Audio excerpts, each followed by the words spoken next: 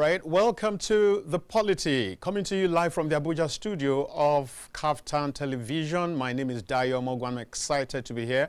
I do hope you've been having a great day out there, and it's a beautiful day here in the city, center of unity in the federal capital city, Abuja.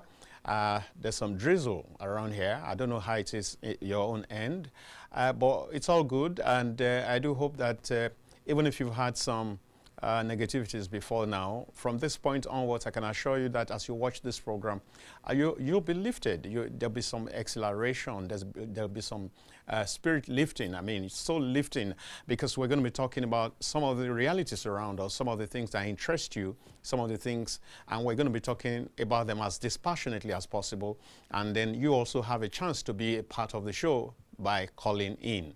At the appropriate time, we'll make the lines open, and then you'll be able to call in. Now, so today, as usual, we will be taking a look at something that's trending and that affects all of us. Now, in recent times, even though this has been a long-term situation, but in recent times, it came to the fore once again when it was a little bit glaring that our reward system seems to be a little bit upside down, if you ask me. So, and that's what we're talking about today. We're taking a critical look at our reward system, and the whole essence is to be able to strike a balance between euphoria sentiments and real value. We tend to follow euphoria. In one euphoric moment, we can do what ought to be done for a whole number of people, we can do for just a handful. And I don't know how that rests with most people, but I think that we need to take a deeper view of some of these issues so that the proper thing can be done at all times. And it doesn't matter who's involved. It's not a question of sentiments. It's not a question of leanings or whatever. The right thing, the appropriate thing, the fair thing is done across board. And so that's what we're taking a look at. And today, one of my guests is here already, and in the person of Ismaila Hussein Nshelia, who is a lecturer with the University of Abuja, and is also a very articulate public affairs analyst, and he's been here on a number of occasions. It's my pleasure to welcome you. Thank you very much. You're welcome once again. Yeah. Now, so very shortly, I do hope that my second guest will be joining me, and when he does, we will bring him in and do the necessary introductions. Like I said during my opening remarks, have you noticed that it looks as if our reward system is warped?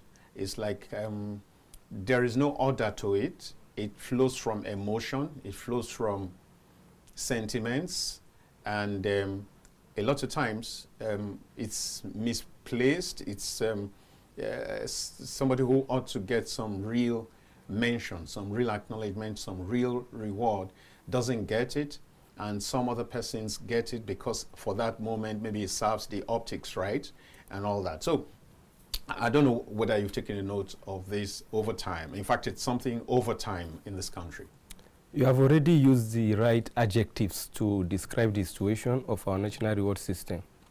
You have said it is misplaced. There is misplacement of priority in terms of how we reward our heroes in the country.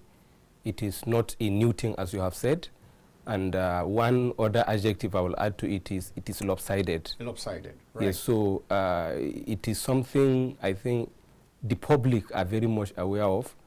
But if you look at it broadly, from a broader perspective, even the public are not very sure of which particular sector or which particular kind of people are supposed to be rewarded more than others.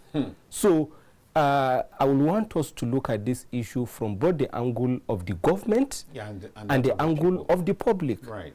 I will give you an example. If you talk about the reward system, very recently, like you said, we are talking about the Super Falcons. Yeah. We are talking about the D-Tigress. Yes. Then we are talking about a particular teenager that excel in education somewhere in the world. Right. So if you look at all of this, we, the public, are not very sure of what we need or what we want or how we want things to be going on. In the past, some athletes have won some national honors for the country.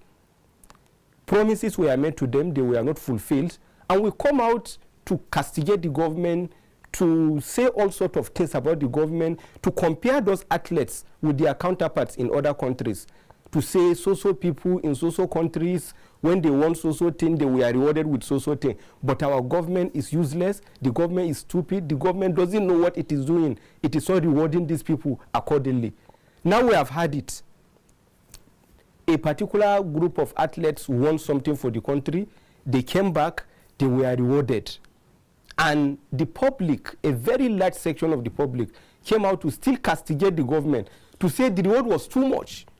So if you ask me, this is showing a kind of confusion from the masses. We don't even know how we want this reward to be going. Should we be rewarding the athletes or we should not? If we want them to be rewarded, how exactly do we want it to be? Then if you look at the aspect of the government, you see that in this particular two instances I've cited, you have people that excel in sports. Right. And they were rewarded with very handsome gifts. 3-bedroom flats, some dollars, maybe $100,000, if I'm not mistaken. Yeah, correct. But a teenager who won a world competition in education was not rewarded with up to ₦1 million. So if you look at it, you see that the government itself is not actually rewarding the right people. We are not saying that some people should not be rewarded, others should. But what we are saying is there should be a balance. Exactly. There should be a balance between the reward you are giving to some people and the one you are giving to others. So this particular issue is something we really need to look at from a very broad perspective, and we need to balance the way we look at it, both from the perspective of the government and from the perspective of the public. I tell you, you know, one of the things I talked about in my opening lines was emotion. Many times it's just done from emotion, from the current euphoria.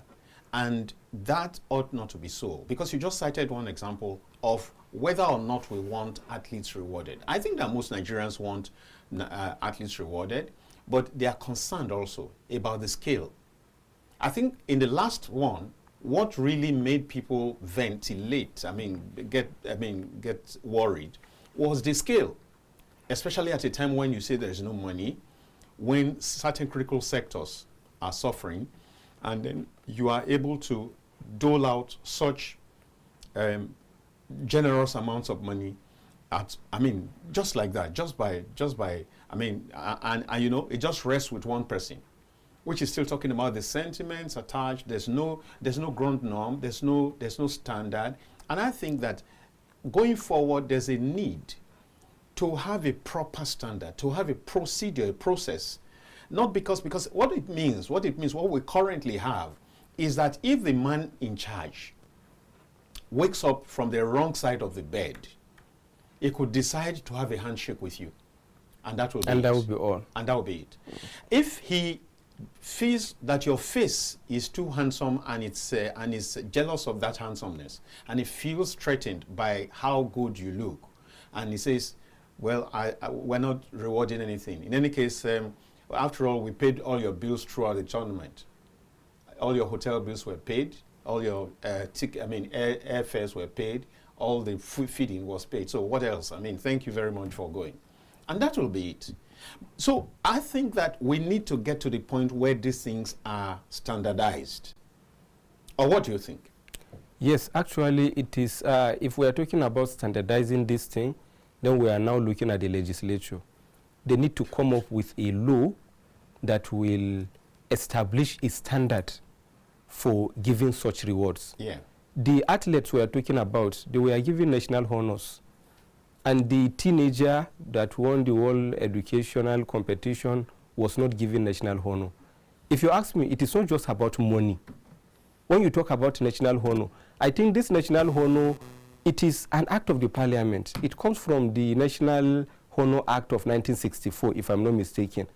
So if the law is not very, very clear as regards to who should be rewarded, I think the legislature need to sit down to look at that law very well to see how it will be improved.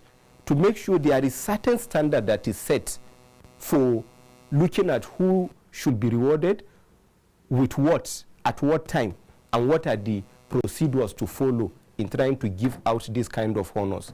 Then when you talk about the money, yes, it will be difficult to standardize it because Nigerians are participating in so many competitions all over the world. Now, when you talk about standardizing it, I'll have a difficult time understanding how exactly it can be standardized. If footballers now won a competition, how should they be rewarded? If an individual won a competition, how should the person be rewarded? I'm having a difficulty understanding how the financial reward system, in terms of giving national honor, in terms of giving reward to people that have excelled, should be done. Now, so do you then opt for what currently obtains, that it is at the whims and caprices of the man at the top, the man at the top? Is it okay to remain this way? If you ask because me, I do not think, as far as I'm concerned, I do believe that if we put, if we set to work on it, we all know that football is the king of sports, for example. Yes. Yes. I mean, it's accepted everywhere. So if you can get something a little bit bigger for the king, the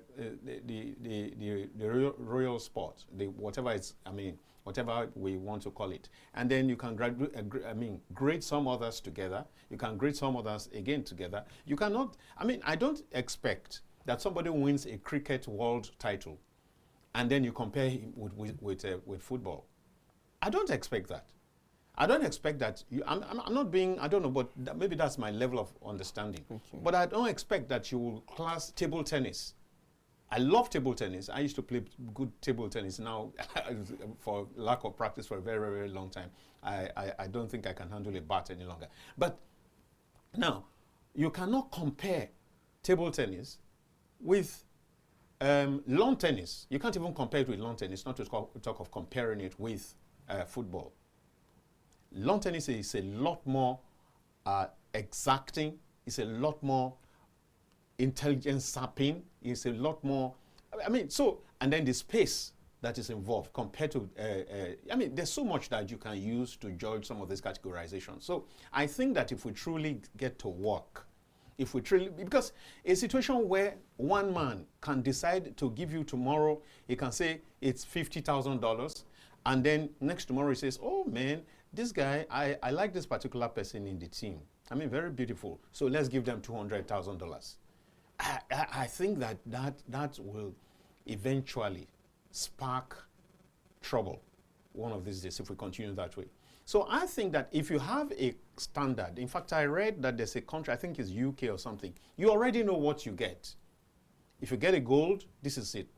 If you get a silver, that is it. If you get a bronze, this is it. So it's not a matter of whether somebody likes your face or not, or whether somebody likes your tribe or ethnicity or not, or whether somebody likes your religion or whatever or not. So I think that we need to get to the point where some of these things are standardized. You already know, I mean, we have just won the world title, so this is what's going to come to me. And maybe, again, talking about standardizing it, maybe we should also cut down on the cash part, like you said. I mean, look at the Nafisat lady that you referred to. It's Nafisat, is it? Yes, Nafisa. Yeah, right.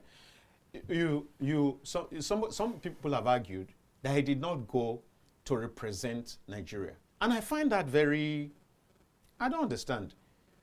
If she's a Nigerian and she won that laurel, so because she didn't go, she went on the auspices, under the auspices of the school, then she's no longer a Nigerian. I don't understand.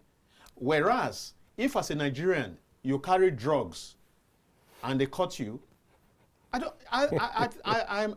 don't understand. No, if as a Nigerian you carry drug, you are caught, it is not going to be that Nigeria has sent you. It is going to be that as an individual you have erred, and Nigeria is not going to be happy with you. Very good. Nigeria is not going to be happy with you. Yes. And you still bear the Nigerian tag. Yes, that tag is... It's Nigerian. Yes, it is natural. Exactly. So why will it not apply in this case? No, what these people are saying if you look at the argument very critically, yes, what they are trying to say is the athletes, they were recruited by the government. Right. The government employed them, if I'm to use this very plain language. Okay. And then they performed beyond expectation, and the government, being their employer, decided to reward them. But the teenager, she was not recruited by the government. She was not employed by the government, so to say. A private organization employed her. She went there, she won. And so the primary reward should come from the private organization that employed her. That is what the people are looking at. That's what that's the argument. And that is why initially I've said Nigerians don't even know exactly what we want or how we want people to be rewarded. If you look at the broader picture, it is not about representing individual or representing organization or representing government. It is about the value attached to the competition you participate in. And it is all about reinforcement, that is rewarding the upcoming generation. This picture and reinforcing the values that the values. If you look at this Nafisa's issue, it is not about her as an individual. It is not about the school she represented. It is about the value we should attach to education. Because Nigeria is having one of the highest rates of out-of-school children. It is a fact. Nigeria is a signatory to the Sustainable Development Goals. And you now count up to 5. You see quality education in the 17 SDGs. Right. I think it is somewhere number 4 or 5. I think it is number 4, education for all. So if you are talking about education, you have signed that, look, you want to attain education for all by 2030. This is a treaty, so to say. You have appended your signature to it. You are trying to pursue this goal. Now, somebody from a section of the country that is having the highest rates of out-of-school children in the continent, if somebody has gone out to represent a particular organization from your country, and the person now excel, defeating so many other people from other countries, including native speakers of English, then you have to reward this person just as a symbol of giving reward to education sector. The value you place on education. The value you place on education, and then you symbolize it to kind of motivate the upcoming generation. Especially and target it at that particular section of the country where, like you said, the incidence of out-of-school children is much... it is more prevalent in the northern part of the country. Exactly. This girl is from the northern part of the country. Exactly. So what you're saying is that even to you, education doesn't really matter. That is exactly the picture. You know, giving the cash reward is more insulting than not giving it at all. I don't know if you understand what I'm saying. Okay, in terms of the amount involved. In terms of the amount involved. So it would have been better to just... It will have been better. The congratulatory messages and the ceremony will have been enough. I'm not saying there shouldn't have been cash reward at all. But considering... But instead of giving such a meager amount, not up to 3 months of national minimum wage. I don't know if you understand what I'm saying. 70,000 yes, 3, it is not up to that. So instead of giving such a meager amount, it would have been better you don't give the money. You just celebrated her. There were congratulatory messages. I've read it from the presidency, from the Minister of Education, from so many well-meaning Nigerians. And then the Ministry of Education now deemed it necessary to call her to organize a ceremony in her favor. Not even the presidency. When we are talking about the footballers and the basketballers, it was the presidency. They had handshakes with the president. But this time around, when it comes to this education issue, it wasn't the presidency. The presidency did not deem it necessary to do that. The Ministry of Education... This time around, even the First Lady office, even considering the gender of the person involved, still did not connect. That is one other thing I want to go to. Apart from value you place on education, you are trying to motivate the gender that is more or less marginalized. You are looking at gender equality. It is another of the Sustainable Development Goals. You are trying to achieve it. And now a girl child, because if you look at the statistics of the out-of-school children, majority of them are girls. So you have a girl, this will have been a perfect example or perfect scenario of trying to motivate the younger ones. and trying to motivate the parents. Because now, when you reward such a girl with a generous amount of money, I'm not saying it must be up to $100,000. No, I don't think anybody is saying I'm not making that comparison. But it would have been symbolic to make her a millionaire straight away. Thank you very much. If you reward her with some millions, some decent millions, some parents in that section of the country are going to look at it. So if our child goes to school, the child is able to excel in such things, there can be such rewards. Why not? Let us see how we can send our children to school. Yeah. So that is what I'm looking at when you talk about the aspect of the individual. Yes, actually, it wasn't Nigerian government that said go and represent us. Yeah. But it is beyond that. It is about education. It is about the northern part of the country that is more or less giving the country a negative image in terms of the statistics of out-of-school children. And then it is all about the girl children, because this is a feat achieved by a girl child. Correct. So I think that it gets more interesting now. So we're looking at gender issues here. We're looking at gender equality. We're looking at the value on education. And we're looking at what value is on education compared to the value on sports and some other sectors. In this same country, in recent times, you have heard that political office holders are to get a better salary. Now, as we speak right now, doctors have threatened to go on strike. At the time that those sums were being doled out to the falconers, is it the falconers or the DTAH? Falcons. Okay. Is it the basketballers? Is it about, nurses were threatening to go on strike. Okay. And yet, that notice of strike was not enough to make government to get into action to try to stop it. They had to start the strike first before the government responded. It clearly shows, that's what you're saying. What are we reinforcing? That sports is more important than our health sector, that is more important than our education sector. Nobody's putting down sports. I hope that we understand that. Nobody's putting down the sports sector. It's very healthy for people. It's very useful. The competitions place, the nations in good pedestal, in good light, in good standing, among the Committee of Nations. There's no doubt about it. But we're saying that much more should go to certain other sectors. I don't know whether you agree with me. Yes, at the beginning we talk about misplacement of priority. If you look at I'm talking about SDGs, because these are goals we have set for ourselves, and it is global goals. Sport is nowhere to be found in that SDGs. There are 17 goals. And these goals are set in order of priorities. The first thing you talk about seeing how you can eliminate poverty. That is goal number 1. Number 2, you talk about eliminating hunger. Let there be food for all. Number 3, you talk about ensuring health. Let everybody have qualitative health, access to health facilities, health services. And then you talk about other things. Now, if you talk about sport, yes, you have already acknowledged the significance of sport. You have talked about the advantages of sport to us.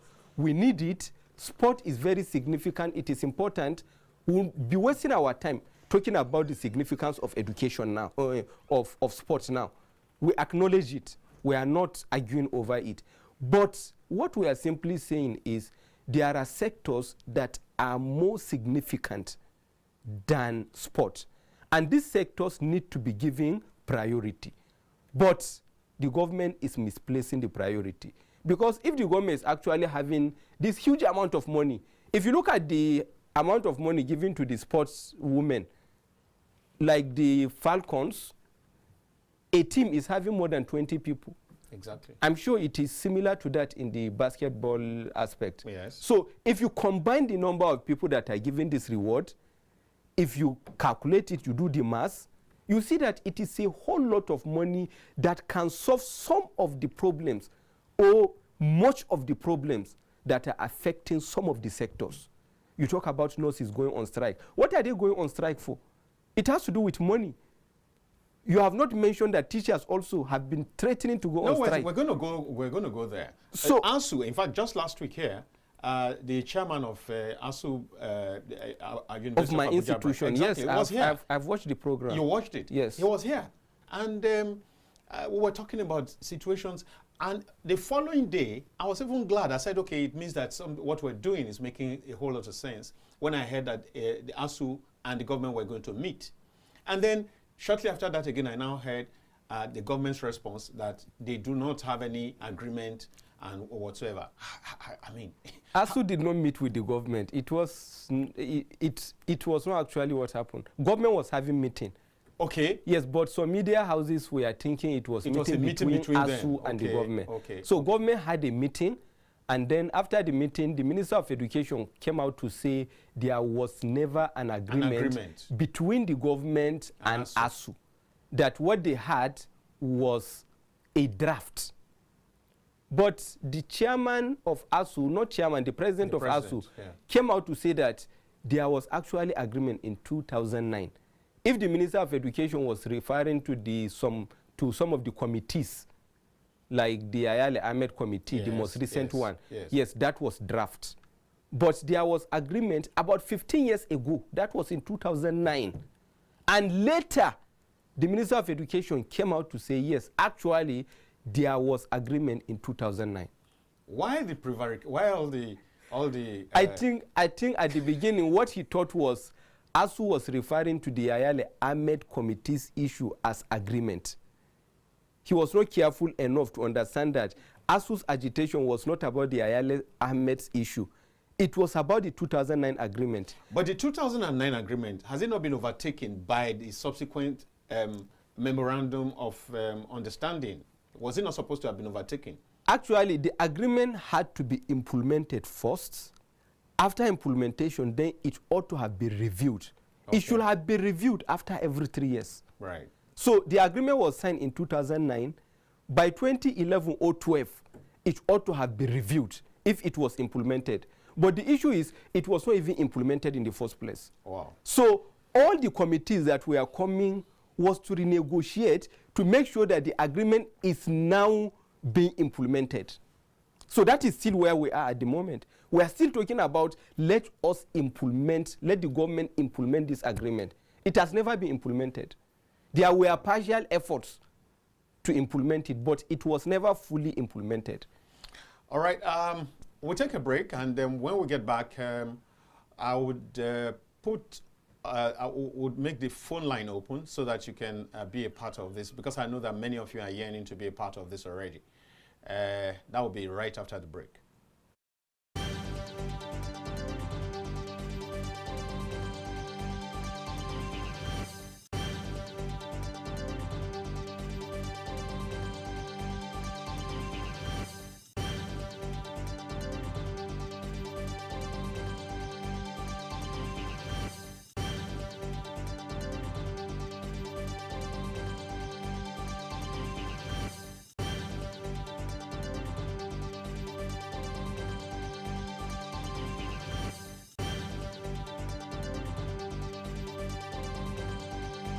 When we say on KAFTAN TV, imagine a beautiful world, we're not just bragging. We know our onions in the world of broadcasting. One of our outlets to express ourselves to the world is our flagship program, Matters Arising.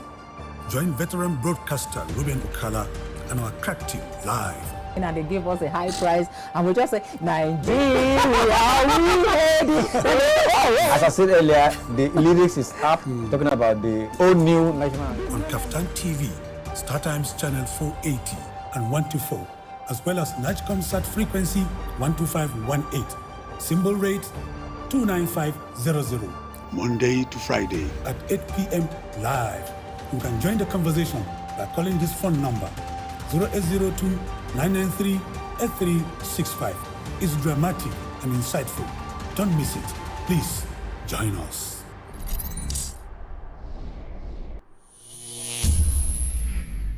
When we say from our studio in the nation's capital.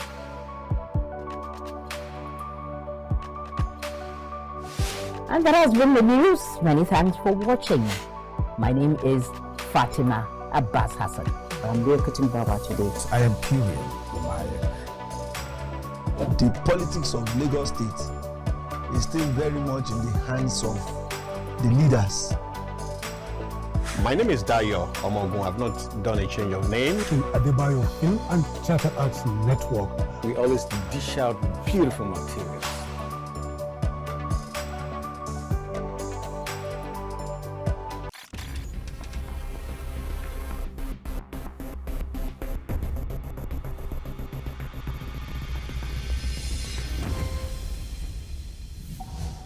In the beginning, God created a beautiful world. 3, 2, 1. Action. And that's why, at KAFTAN Television, we imagine a beautiful world.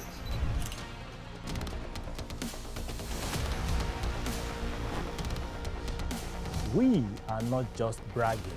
We blaze the trail in broadcasting. And it is about you.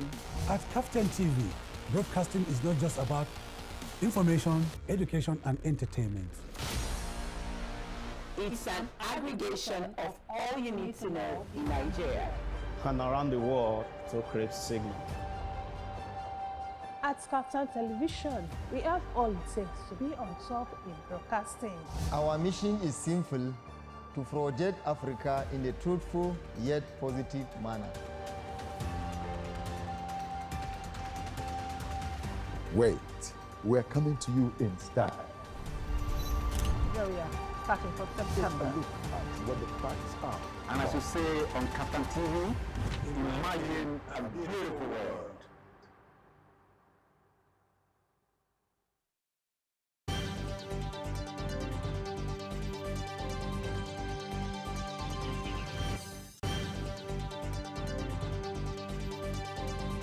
My name is Sheilo BCFR, the Black Comedian of the Federal Republic. I tell you, when it comes to the best of entertainment, the best of news, the best of information, something that is educative, you're right here at the best place to see that. It's KAFTAN TV. You know what? Increase the volume. Keep watching. Don't touch the dial, okay? It's your girl Nkechi Blessing Sunday. I want you all to keep watching KAFTAN TV. Please keep watching KAFTAN TV. It is the best TV station in the country. They're doing an amazing job. Please do not touch the dial. Keep watching. Thank you. My name is Sheilo BCFR, the Black Comedian of the Federal Republic. I tell you, when it comes to the best of entertainment, the best of news, the best of information, something that is educative, you're right here at the best place to see that. It's KAFTAN TV. You know what? Increase the volume. Keep watching. Don't touch the dial, okay? It's your girl Nkechi Blessing Sunday. I want you all to keep watching KAFTAN TV.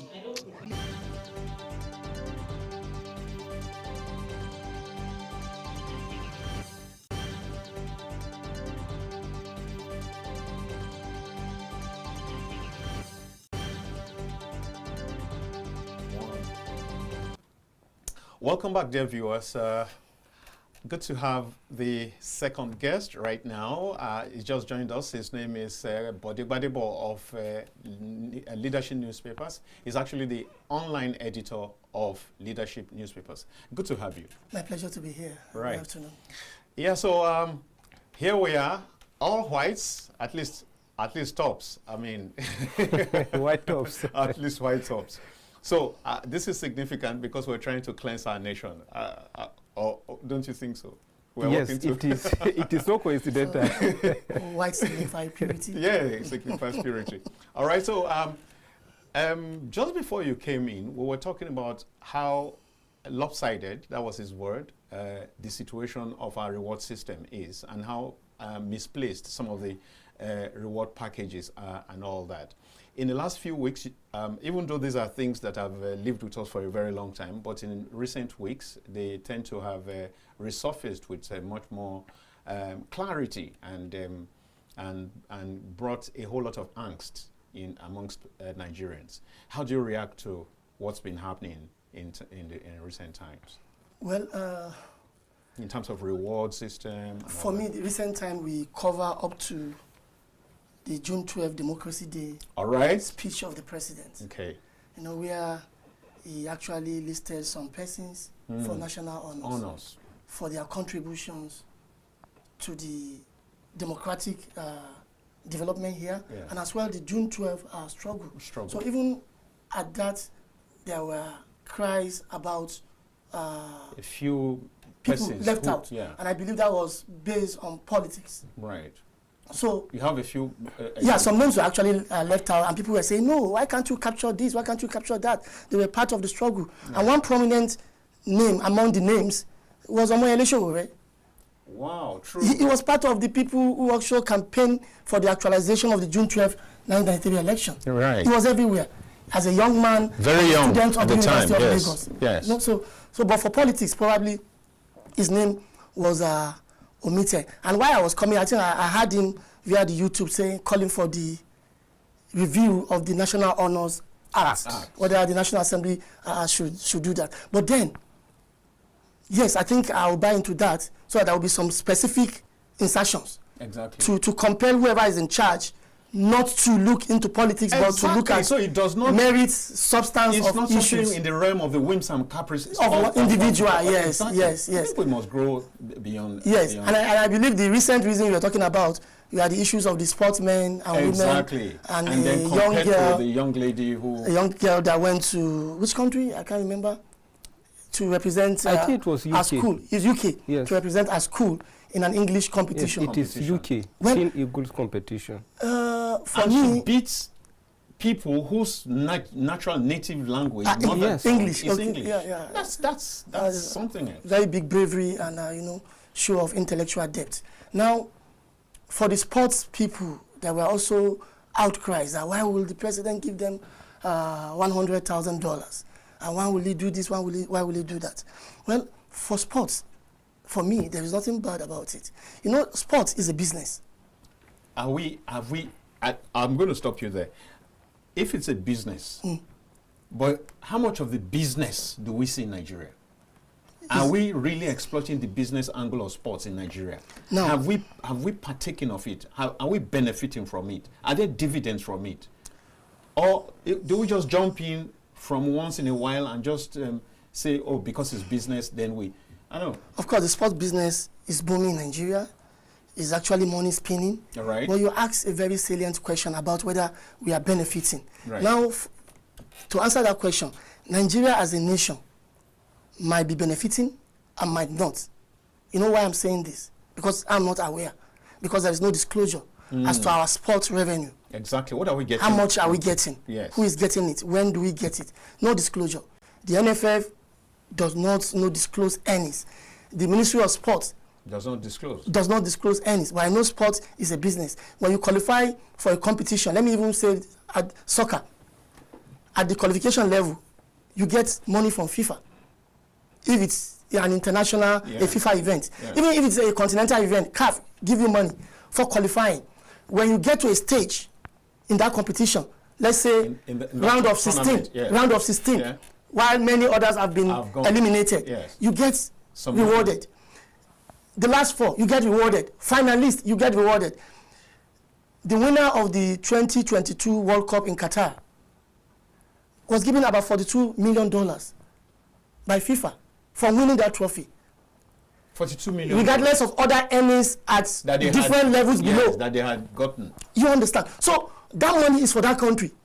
So if that country now dip its hand into that money to take few and reward athletes, you can see just part of it. Yeah. So no big deal. But then we are hearing the amount being used to reward our athletes, but we don't get to know how much we are earning as a country. So there is issue with transparency, disclosure. So that's where Nigerians are not, too keen when they hear players being rewarded with money. And so what are we getting? So they see that money as free money. And as too much. And in the last case, the president made a mistake by publicly saying these people will get $100, even though Naira equivalent. Exactly. The mention of dollar alone was quite unnecessary. You have already thrown your national currency under the bus for the dollar to trample upon. So people talking, yeah, they are not just talking. They are talking because people at the helm of AFIA are making one mistake or the other. They are not getting their acts right. So for sports, there is no big deal about it. Those people have worked for money. They are being rewarded for money. They will get the rest as a country, but we don't get disclosure. Great. And when they are down, you get to hear that, oh, this player has been abandoned. The nation has abandoned him. I don't believe in that too. That's a totally different thing, and I think that we should also go there. Exactly. Because you see, you cannot earn so much, mismanage it, and come and be asking play the victim at the end of the day. So who is taking care of us, the rest of Nigeria, when we are down? You want to come in? Yes, sir. You talk about sports booming in Nigeria. Yes. And there is one thing I want to talk about with regards to that. Nigeria, we are good at sports, but the sport business is not really booming in Nigeria, because most of our achievements when it comes to sports, it has to do with international tournaments, which Nigerians go out of the country to participate in. But our own local leagues, they are not booming. All Nigerians today are very much interested in football, most of Nigerian youth today. Yeah. But which football competitions are we watching? The European football. Nigeria is not attracting players from African countries, not even from neighboring countries. If at all you are going to find foreign players in Nigerian league playing football, they are going to be maybe from Benin. And I see Beninites as Nigerians. I don't see them much as foreigners. Okay. We are too close. Yes, you don't see foreigners like Senegalese, like Malians coming to sign for clubs in Nigeria to play. There are just a handful of them. Even the local league is not popular within Nigeria. So how much is the revenue the government is earning from these football clubs? It is nothing much. Those players that ought to have been signing for the country, they should be paying taxes. The government should be earning a lot from them. But because the league is not booming, simply we are not getting all of this money. Even from those who are foreign based on the transactions, there should be some humongous sum of taxes that should be realized from them. So I do think that there's a whole lot to still do in the area of the sports business. But it's a good thing that you mentioned it. Yeah, it's a business in Nigeria. It's supposed whether it's happening here or we want to go and do it somewhere. Yeah, but I think that a whole lot more needs to be done to actually harness the potential, the revenue. And you know, it's deliberate. It's deliberate. That's why not harnessing it. Yes, it's deliberate. Why? So that our people will continue to look for greener pasture elsewhere. Some scouts, agents will continue to make money. And when they are there, they also call our home and say, please include us in the national team. They say, okay, you are rich. Before you can get there, bring something. Wow, bring something. Interesting. Yes, bring something. So there is corruption. So everything, because there is no disclosure, there is no transparency. There's so much opacity, so much darkness there. Many Nigerians are not aware that, like NNPC is doing oil business on behalf of the government and making money for government, remitting money to the federation account. The same thing is happening in sport. It's a money spinning business. In fact, let me tell you, the most dollarized business in Nigeria, apart from oil, is sports. Is sports. Nobody's asking questions. All right, that's very interesting. Now you have said that as far as you're concerned, you don't quite have issues with what was given to the sports. Yes, because they work for money.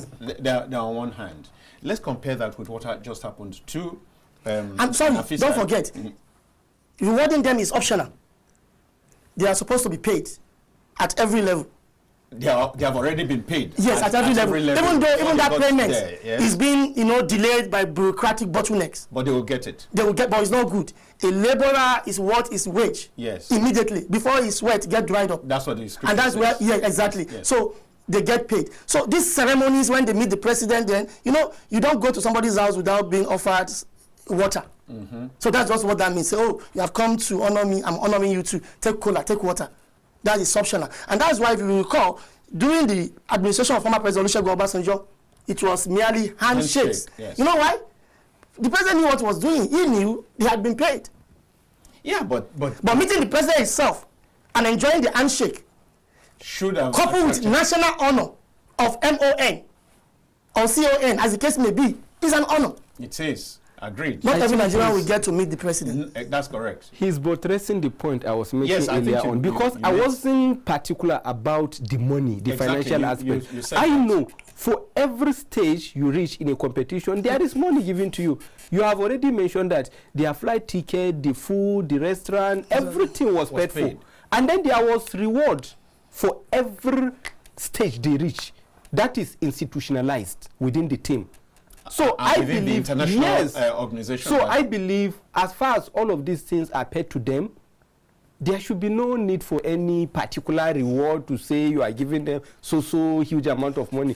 There is no way you can standardize. I think that's what generated the controversy, this recent one. Exactly. Yes, because after all that, because this same knowledge that you have, there are Nigerians who also have it, and then they are wondering, on top of all that they have gotten, you come and give them 160 million naira. But maybe, see, the point you just made, it's possible that government was shy of mentioning 160 million naira per person at this period, at a time like this, and they know the kind of sentiments that we get to you. You see our it's a ceremonial thing. So maybe that shouldn't have come from the president. The president should not be mentioning dollars within Nigeria. So maybe he looked at it. If we say $150 million.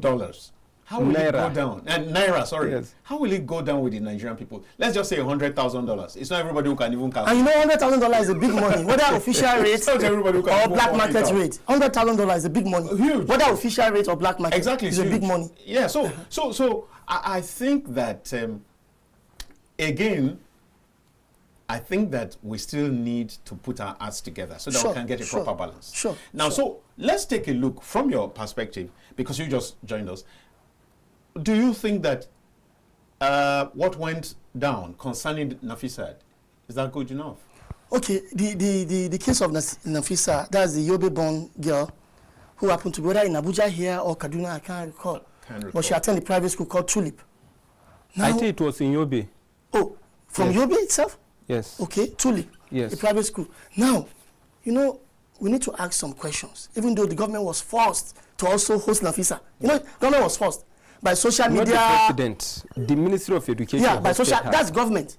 So by social media outcry, oh, the northern girl has been abandoned. Also do the same to her, this and that.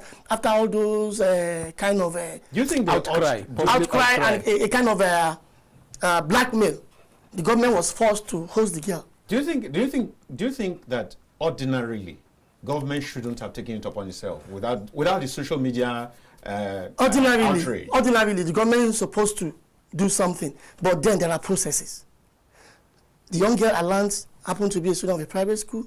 Probably she was in UK without the knowledge of the government. Probably she was in UK without the knowledge of the Federal Ministry of Education. Just a private school invited to an international competition, and they went on their own. Now they won. You know, success story attracts a lot of things. It's very if they had failed, they will quietly return. Yes, without nobody knowing that they are part. Now they won. It was spectacular. Ordinarily, that news of winning should caught government attention. Should catch government's attention immediately. And say, oh, we are proud. Even though we are not part of this, but Nigerian flag was raised, you have done us honor. Proud. We will also honor you. But probably there are no communication the way it ought to be. And in fact, you know, earlier we concluded, we all agreed here, that such ceremonial honors for athletes should be optional because they have been paid, even though in some instances their payments were delayed. Even this one that the president announced, I'm not sure it has gotten to the people. You know, you just hear this thing for the cameras only, for you to clap. But right behind the scene, nothing is happening. Now, the Nafisa of a person is the type that actually need a reward as a means of encouragement for other girl child to go to school. To go to school, take education, very, very paramount in their endeavor. But then, we don't get our priorities right. We leave the most important things for the mundane things, for politics. And that's why all this noise is happening. Because I can't see, I can't weave it around my head. I can't put a justification. Then the amount given to an officer, 200,000. The amount should not. No, the amount should not disturb you. Oh, really? In fact, be happy. Okay, what do you think? Be happy that she was. My own perspective is the recognition will have been enough, but the money is a mockery. Maybe it shouldn't have been announced. Yes, it shouldn't have been announced. You can pay a tuition fee for a year. Have been given. No, announced. It shouldn't have been given. Actually. No, why would you? Why? Yes. So if you're not going to announce it, but there's a whole lot that is okay. I think it's very minute. It's very meager. They can announce taking care of a tuition fee. If you give a whole academic year, exactly. If you say because we take care of your scholarship, it's even. I don't think 200,000 we encourage anyone to also want to go to UK. 200,000. The message that is sent to the younger ones now is: if you really want to make money, if you want to be recognized, if you want to be rewarded, don't go to education. Don't look at education at all. Go into music, go into sports. These are areas the government recognizes. But interestingly, you cannot also succeed in those areas, whether music or sports or whatever, without proper education. Without some level of education. Even these are athletes we are seeing prominent today. When they travel out, they also enroll in school. Yeah, exactly. To be conversant with the rules and regulations of their business. Which is more reason why government needs to put all this in proper perspective. This take us back to what we said earlier, that the social media outcry forced the government into it. So that is why you saw that mega amount of money. I think, let me ask you. I think that because government is human, government is not machine. It's human. I think that something can still be done to correct this. Well, do you think, I mean, if you have the ears of the minister or the ears of the president, shouldn't something still be done about this? I think in the case of the Nafisa. The ceremony happened when the president was out of the country. Right. So if the government want to fix it, now that the president is back in the country, the president can still invite her to give her that presidential handshake. It is very, very important. Right. Then the government can still look at the prospect of giving her national honor, because I think she also deserves it. No. I think national honor should not be... It is not given to teenagers? No. It should not be an everyday thing. Though these politicians are bastardized. This is an exceptional achievement. Exactly. If you look at it. Well, national honor, saying the president upgrading our monetary reward is okay for us. I see it. Because every other key that won every day should be given national honor. All Africa. I'm the host here. But at the same time, if you ask me, I think that I agree that she should get that presidential handshake. That's one. And then also get upgraded from 200 to $1 million at least. Okay. $1 million at least. Yeah. Let her name, let her account here, receive $1 million naira, whatever, whether it's just 1 or 1.5, something with $1 million. Yeah. And then on that basis, you can campaign in the north and say, look, education is very important. Look at what Put your children in school. And then, if possible, if she still has a number of years to go in secondary school, pay up for the rest of the years. I mean, that's a scholarship of about 2 or 3 years more, depending on where she is currently. And I know our parents are rich. What will it cost us? Our parents are rich already. No. That's why the 200,000 will not even make sense. Because anybody in that private school... No, let's take a look at this. Now, government invited them to Abuja. You gave them 200,000. Now, even by boss, imagine that the father and the mother with the girl comes by bus. I am sure that by the time they get to Abuja, hotel accommodation, about 80,000 to 90,000 would have gone on transport. That's without hotel accommodation. Probably I'm talking transport. The government who invited them will provide accommodation. Maybe government will provide them accommodation. Now, and then you never can be too sure. Sometimes government can be very tardy in some of these arrangements. I'm sure the government will do. Okay, so they spend 90,000. Then they go back and spend another 90,000. That's 180,000. You give them 200,000. They have a balance of 20,000. They probably bought water on the way. They bought snacks. So everything is spent on that trip. I think the money was meant to cover their transport. I think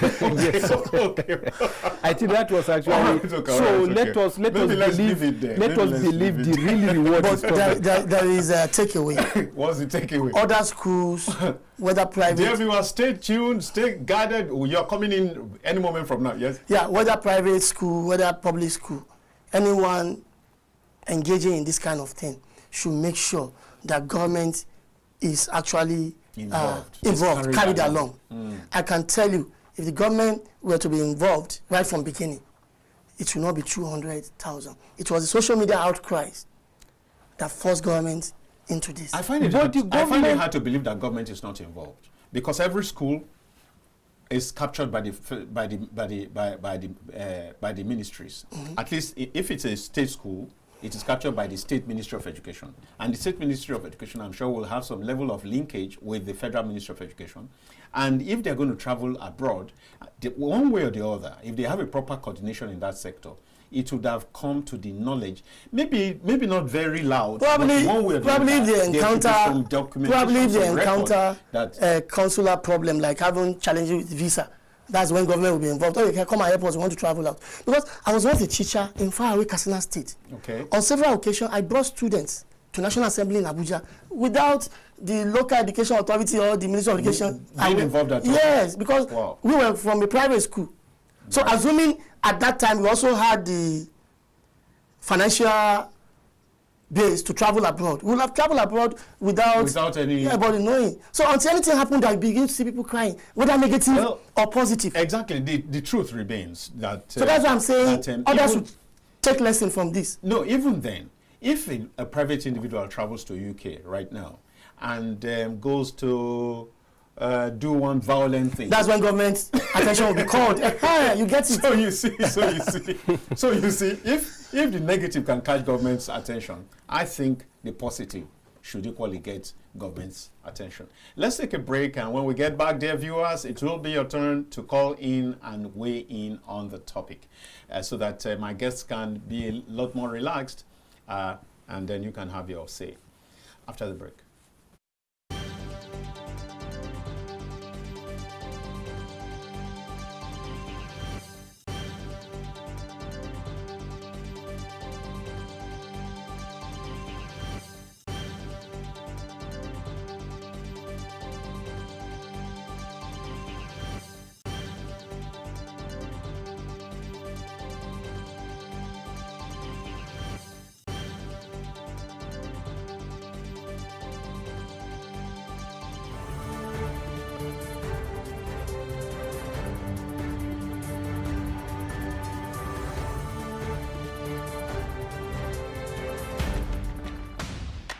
While wrapping up the day, unwind with the reminiscence of the day's news from home and abroad with KAFTAN TV 7 p.m. News. Good to have you join us on KAFTAN News at 7. Are living in up to 5%. Are young people repurpose the Harmony Symphony. It's good to have you join us on KAFTAN TV News at 7. We found that the 10 naira tax is not actually sufficient. National, foreign news headlines. Get balanced, accurate facts on the latest news in business, politics, entertainment, sports, and more. Live from our studios. Many thanks for watching. Join us again at 9 KAFTAN TV News.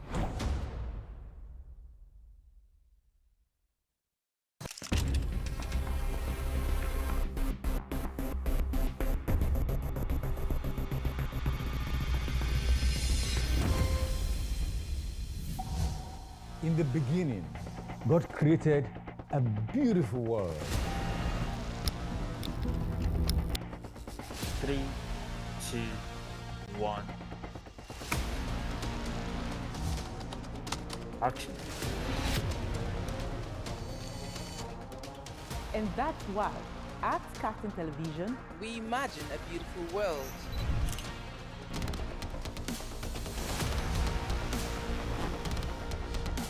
We are not just bragging. we blaze the trail in broadcasting. And it is about you. At KAFTAN TV, broadcasting is not just about information, education, and entertainment. It's an aggregation of all you need to know in Nigeria and around the world to create signal. At KAFTAN Television, we have all it takes to be on top in broadcasting. Our mission is simple: to project Africa in a truthful yet positive manner. Wait, we're coming to you in style. Here we are, starting from September. Look at what the facts are. And as you say on Kaftan TV, imagine a beautiful world.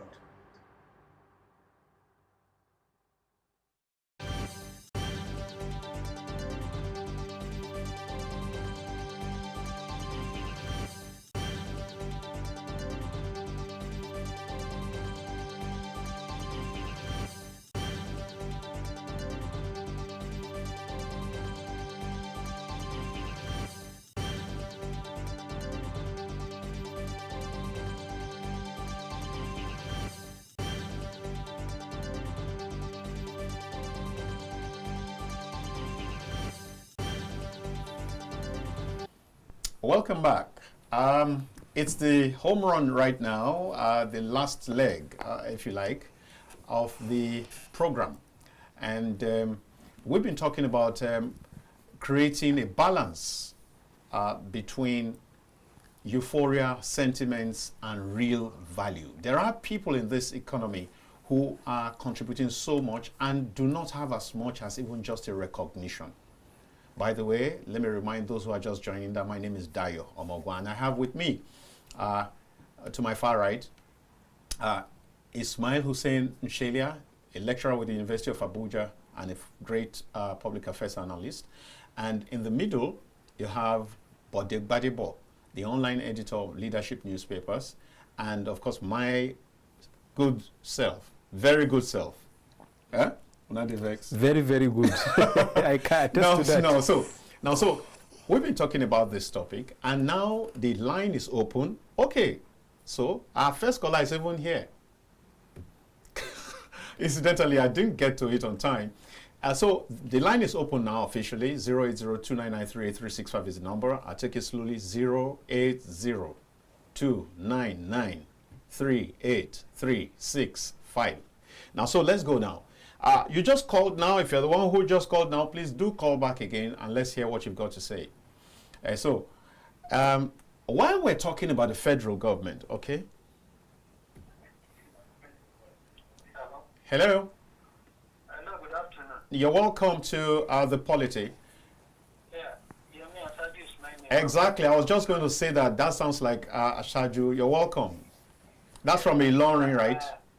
Yes, I want to greet our guests too for their wonderful contributions. Thank you very much. You see, there will continue to be confusion in our reward system here in Nigeria until we are able to define who is to be rewarded, why, and how, and by who, and who is not to be rewarded, and why. Otherwise, we continue to debate this issue without a reasonable conclusion. Now, as for sports, I think sports is contributing a lot to the economic development of our country. Now, like the Super Falcons we are talking about, the trophy they won attracts value. Maybe you need to, in terms of monetary, in monetary terms, maybe you need to find out how much that trophy actually worth. Then you put it side by side with the amount of money given to them by government and see whether we are at a loss or not.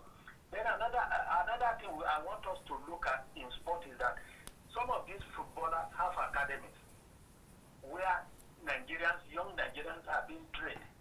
And you must not forget that those in diaspora have a lot of contributions they make to grow the economy. And if you look at various football clubs in Nigeria today, for instance, I don't think there is any club that will register less than 25 or 30 players. Now, 30 players with about 30 clubs, with about 30 to 20 clubs in the elite division and other divisions too. Then if you look at this number, coaches and other football administrators, you now look at the number of people that sport is employing, which is not so with some other sector. Now, another question I want to ask is this. Now, if every system is to be rewarded, now the amount we realize from that productive sector, if it is plunged into reward system, what are we going to take home as a country? Good afternoon, sir. Thank you. Thank you. This is an interesting question. He tried, and he said it's a fantastic contributor all the time. Now, he just told your line when he said, let's put side by side what comes in with what goes to them, and no then disclosure. we'll see. So are we getting anything? Exactly. But there is a part he said that there should be a, like what Prof called for, a kind of amendment to a law where it should be specified what you get, how you get exactly. it. That was I have issue. Yes, you have been saying that. Exactly. I have issue with that. You know, like I said in my submission earlier, this thing you see the president doing, welcoming athletes by himself to give them handshake and money, is ceremonial and is optional. So that's why it cannot be. Can we legalized? Yes, like because legalize it. What is legal is the dues of these people that have been paid them at different levels. But that's not Nigeria. That's the international body that organizes. No, apart from international body, the NFL, okay, they have match bonuses. Yes, yes, we do whatever. True. Like the coach, their salary and everything. That is statutory. You do it statutory. There. So that's why this tomorrow night we have a president that will not even be laughing and host any sports team. So you just have a problem that will create. You know, just like the Obasanjo regime, handshake and that's it. People cried and said, no, this is not fair. And I also didn't believe that it was fair. But now, $100,000. You can't give $100,000 in an economy like this. So, but I really think that the whole issue will not come up if there's a lot more fairness, if there's a lot more transparency. You have raised the issue of transparency. And if there's a lot more order so that we can deal with lopsidedness. I think that these are the major things that are required. Everybody deserves some kind of mention. Yes. If at a time that you can offer put the two teams together, about 50 people, you can offer them 150 million across board, and then not talking about their officials, the coaches and all that, then why is it so difficult for a 2009 agreement with ASU to be implemented? So that's why these are the I said we're not getting our priorities right. And I'm about saying even this issue we are discussing is beyond sports and education. It's beyond the Falcons and the FISA. Exactly. There are just heroes in the civil service, unsung heroes, lower or middle level staff workers who are even preventing billions of corruption from taking place. Nobody has noticed that. There are people in breweries right now. If you know the conditions of their work, I mean, some of them are being mangled by machines in some some of these companies. Exactly. Nobody cares. Nobody's talking about them. So those are the issues. Even we in the private sector, the government need to take cognizance of what we are doing to contribute to national. You know, when somebody raised, I think that matter was raised, and they said, you know, sometimes these sports people, they fall sick and blah blah. And I asked the person, when journalists fall sick in retirement, even in active service, do you get any attention? You are talking about journalists. Get any attention? Even medical doctors, do they get anything? But they are even always in constant attrition with the government. Yes. Over salaries and other. ASU is not supposed to be. Education is even a right too. It's not a privilege. A right, that's education, yes. But we have a problem with it. So if there is a law to be made, it should be a law about office holders who have contested election to say they want to serve people and we are paying them. There should be a law to forbid them from taking their children. Okay, you agree with that? Abroad, yes. Servers do see. What if you are Minister of Education? We are paying you salaries. You get privileges from public funds. So the kind of education you want your child to gain should be the same education you want to bequeath to the nation. I think there are a lot of challenges to about freedom of rights, Abi. Rights, but beyond that, if I'm Minister of Education and before I became Minister of Education, I already had one or two of my children abroad. Okay. But you don't come to public office. That's how you not make money to do all those lifestyle. Okay. There should be sense of responsibility. It's lacking everywhere. No sense of responsibility. People see everything as a happenstance, right? You know, because no consequence. It's laissez-faire. I mean, yes, kind of laissez-faire lifestyle because no consequence. In advanced country where things work, people don't live reckless life because they know there is consequence. The law will catch up with them. But here, the law is. So we talk every day. We don't do anything. Where are my callers? The line is still open. 002993835. Let's get you talking. Let's hear what you've got to say, because we do know that you've got something special, something unique to talk about. And so now, Okay, one of them is here. Hello? Hello. Good afternoon. Good afternoon. How are you, sir? Fine, thank you. And you? Well, I'm enjoying this program. Thank you so very much. I just want to say kudos to the man in the middle, that's Bode. All right. It's an old friend. That Oh. we lived together. We stayed together in Funtua with him before. In Funtua? Oh, yes. Where are you watching from? Have you Bode? Is it not Bode I know? No, where are you watching from? You didn't even tell us your name and where you're calling from. I'm very sorry. My name is Samson. I'm watching from Funtua. Really? In Katsina State. Yes. You know, that was where I was born.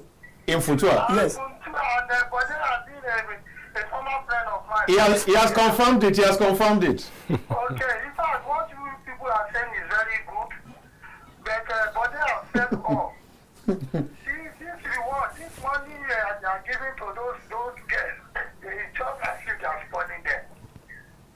People are suffering. Let me tell you, look at the time of late Oparachi.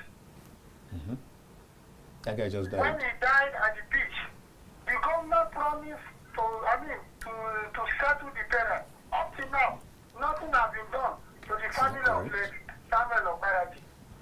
But look at people who are suffering. Bandits here in the north, we don't have rest of mind. Most especially in Katsina State. Instead of them to know what they have to do about it, they are spending, they are lavishing our money, giving to those girls about 250 million only for a head.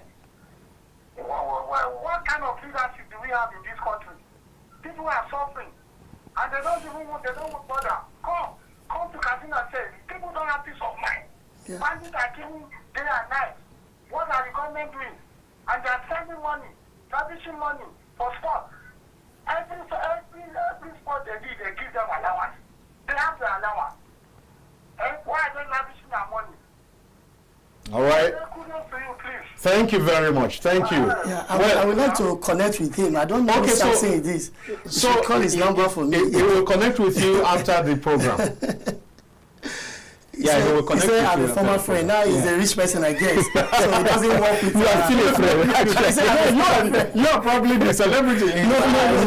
But Funtua, Yeah. that's where I was born. All right. In the southern part of Katsina State. All right. And you also taught there. And yes, I taught there. You have another call, I I taught think. there in 2 schools. All right. Let's take this next one. Hello. Hello, good afternoon. Good afternoon. It is me, Yemi Asadi again, that is calling. Great. Welcome back. I am not happy at the way some of us are reacting to the way these young players were rewarded. Okay. One, we must understand one thing, that they are Nigerians. They are our daughters. How many of those that have raised resentment against this thing, we ask his daughter to reject the money if the daughter were to be one of them? No, I'm going to stop. Let me stop you, Mr. Ashaju. Mr. Ashaju, how many of them would have forced the president to give if the president didn't want to give? I mean the parents. Yes. Parents. Okay. How many parents would have forced? Listen to me, sir. Go ahead. What Go ahead. I am saying is this. Those of us that have raised resentment Yes. against what the government did for these Falcon players, if their daughters were to be one of these Falcon girls, how many of them will tell their daughters to reject what the federal government has given? These girls are our daughters. They did not award this money to themselves. And remember, they are not on the payroll of government. They are not on the payroll of government. Some of them will get injured once, and that will be the end of our career in football. So we don't work for it. Well, that is highly rewarding. So people should stop. If God knows, what will I do? If you are castigating, what about these politicians that start millions of billions of naira into foreign accounts? Yeah, but we're not saying that it's the right thing to do. Okay, Mr. Ashaju, I appreciate you. I appreciate your consistency and your passion. And now, but let me quickly attend to one or two of those things that he raised. Like when he says how many parents will reject the money if their children were involved. The issue is not with the parents. The issue is not with the players. The issue is with the authority that gave the money. Yes. The system. So that takes care of that, and I'll come back to the other part. Hello. Good afternoon. You're welcome. I'm Jibrin calling from Abuja. Jibrin, Yayade. All right, go ahead quickly. The topic you are is a very good topic. Okay. But the problem is that the right thing is not being done. That's why that people are talking about this. Even if they did about $1 trillion to the lady that make good, there's nothing back there. As I'm telling you, go to 44 hospital in Kaduna. Many soldiers are paralyzed there. Many child is paralyzed. Nobody can go back. No harm, no legs, no disease. They have children, they have parents, they go to cancer for. That is why people talk about journalism. They talk about the paparazzi. They have a lot of problems. It's not this thing that they do. It's not bad. But if you want to bring to me, try to do to you.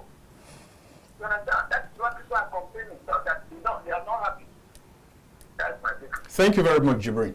Before I forget, the other part that Mr. Ashaju also talked about that needs some this thing is when he says that they can play one match and draw and have an injury forever. Yes. That applies across board. Journalists were returning from Calabar some years back, and they had an accident, and many of them died. So for every job, there are hazards. There are people working in factories. I mentioned this on air some time ago. One of my pastor's sons in a church I used to attend, on holidays, during holidays, went to do a holiday job in a pure sachet water factory. And you know they have this this thing for the packaging. Very sharp machine. Cut his 2 or 3 fingers off. So he didn't even make any headline. Yeah. He didn't even get to anywhere beyond us who knew. Well, he was contributing to the economy exactly. at his own level. At his own level. So these are normalcy. If I'm to add, in reaction to what Mr. Asaju said, actually there is what is called relative deprivation, and there is nothing anybody can do about it. If people are deprived, there is hunger in the land, there is insecurity, there are so many people that are dying on their sick beds, and these are people that have been contributing to the development of the country. Then in the face of that, you come out openly to declare that you are rewarding some people with some huge amount of money. It is going to raise that feeling of relative deprivation. You are going to feel, look, I have also been contributing to the progress of this country, but I'm not being recognized. Exactly. Somebody did something that is not even up to what I did, because some people are going to feel it that way. That's correct. And these people are getting a humongous amount of money. Exactly. So that is relative deprivation. That's the problem. That's the and problem. There is nothing anybody can do about it. So what we need to emphasize is, let the government make sure it is taking the priorities that are supposed to be given immediate attention. That everybody feels a sense of belonging. Thank you. That's the whole. We are not castigating the girls. We don't have problems with the girls. What explain now? Not at all. Is at the heart of what Samson, who called from Funtua in Katsina State. That's what he said. That's what he said. Yes, that's what he said. Even the Jibrin that called just now mentioned examples of soldiers in 44. When they say 44, there's one popular hospital for soldiers. I mean, reference of 44 Kaduna. Now, he says there are people there who have been cut down by in the process of taking care of all of us, and they don't get any. So our agitation gets more to do with other people that are not being recognized, they are not being appreciated at all,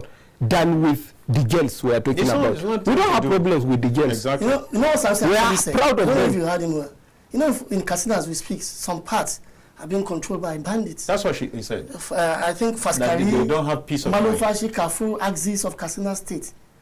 The other day, people were in a mosque, and then about 30 of them were killed. Yes. Exactly. So Samson is not saying, for Samson, that kind of money does not make sense if you don't bring it to his own side to provide security for him. Exactly. That's for him. That's the relative in Niger State here. Relative deprivation. Yes. In Niger State here, there are so many communities where schools are closed down. So who educate the children? Yes. In same Nigeria. So we are talking about all of these sectors you are neglecting. When it was time to negotiate minimum wage from 30,000 before it came down to 70,000, the way the government was pricing the minimum wage, it was as if an old woman went to market to buy something. The government was saying we pay 35,000, 36,000. When the cost of living has more than quadrupled, what you used to buy 100 naira is now up to 1,000, 1,500. Have you heard of a new song released by one of Nigerians Afrobeat star called Shode? Just released a song called Kilode. Okay, no. In Yoruba, what's happening? That the cost of living want to kill the living. I can hear you. It's something that is calling you back. Okay. Oh, good. He has to mention his son. Sir, you see, we are not saying that rewarding these children, we are not against it. Good. But there are things that is more important than Exactly. that. Like security. Just, you see, just as I was saying, as I said the other time, you see, like in Katsina State here, people are living with fear. I'm telling you, because we are not against their rewarding them. But this money they should be used for security purpose. Exactly. Why is the government? Why are they our leaders? Our security is on their neck. Come to Katsina, Fatkari, Funtua, Gantuni, and whatsoever. Yeah, Kafur, Malum Fashi. You go to farm, they go to your farm, they arrest you, they cut your head, people are suffering. It is not giving out money that matters. Because let me tell you, if you come to Katsina, people are lamented, especially this government are disappointed, especially the Northerners. All right, okay. Now, just before you go, Samson, what's your surname? Sir? Which part of Funtua did you stay? We are helping to connect you with... which part? Which part? Together with Podet, and this side Funtua. Oh, okay. Okay. You don't want to disclose that. We'll get in touch with you. We'll get in touch. He has to be careful. I don't realize that he also has to be That's a careful. manifestation of music. Yes. He also has to be careful. I've forgotten. Period. I hope you have his number. Yes, I will get it. Okay. So, this is quite interesting. The whole point is that this is a call going out to government to see how every sector, every Nigerian can feel a sense of belonging. Every sector can feel important. Look at journalists. That's one of the most tasking jobs in the world. Some of them going to cover war, going to whatever it is they want to be there to report it, to bring their lives to report so that people can hear. Exactly. And then nothing extraordinary. In actual fact, there's a protest going on. In the process of the protest, some get injured, some get maimed, or some get even, put in the gulag by the same government for reporting what they saw. Many times the offense of the journalist is not that he committed anything, it's just that he's reporting what has happened. Exactly. And I say very many times, if you don't want that report to go on, why don't you check that reality? If you say you don't want it reported, that the roads are bad, just fix the road. Fix the road, and then if the person keeps reporting that the road is bad when it is good, then we can understand why you are dealing with it. Yes. So, I think that we're going to make it, call it a day here. It's been a very exciting time. Nigerians are really passionate. Nigerians know what they want. And I think that from a sum total of what has been talked about, it's clear that we all want to be rewarded. We all want to be rewarded. We all want to be recognized. We all want to be appreciated. And it is not right. One songster, you were going to talk about a song just now. One Christian songs-person says, Mama Jekon Firete Mi Shakmile. You know, please don't allow my own to be shared out to another person as Jara. That's what it looks like when you are not getting anything. When somebody is getting... What is sauce for the goose is sauce for the gander. For the gander. Yes. So let's end the show just before we round up. Well, I think for me, it's for government to prioritize its programs. All right. They must get their priorities right. The Renew Hope agenda of President Bola Tinubu should be reviewed.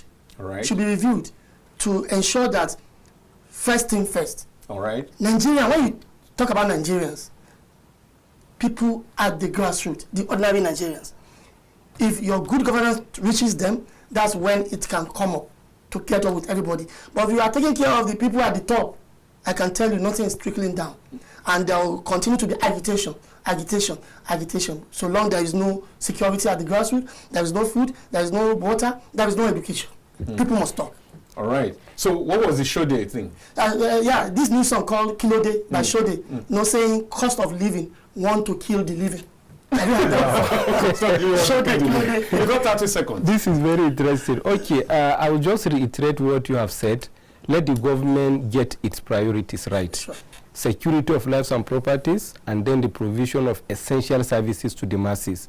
Once these things are in place, people will not be raising eyebrows over what is happening in other places. No, I think Jibrin, he said even if you like, pay them 1 trillion. Yes,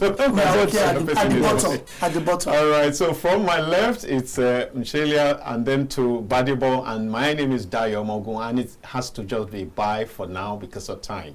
But please do join me in the evening from 8 to 9. It will be Matters Arising, where we take a look again at some other topics. And tomorrow is another day for Polity. Please don't miss out. Thank you very much. I'm out.